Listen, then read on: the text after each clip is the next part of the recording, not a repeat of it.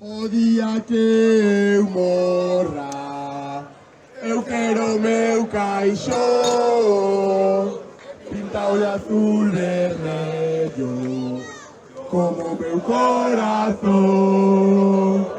O día que eu morra, eu quero o meu caixón. A Unión Deportiva Ourense continúa de festa despois do ascenso á Primeira Federación, conseguido en Cuenca. E non é para menos. Plantilla, técnicos e achegados viviron un día grande de celebración nas rúas da cidade coa súa xente.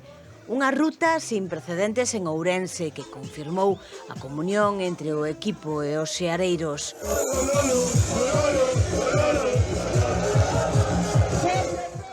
O sol redondeaba un deses días dos que quedan almacenados para sempre nos móviles e, sobre todo, na memoria. A ruta dos vermellos deixou imaxes de euforia, outras máis sentimentales e mesmo unha sonora pitada ao alcalde Gonzalo Pérez Jácome. Esta cidade necesita exemplos, esta cidade necesita exemplos de dedicación, necesita alegría e necesita vida.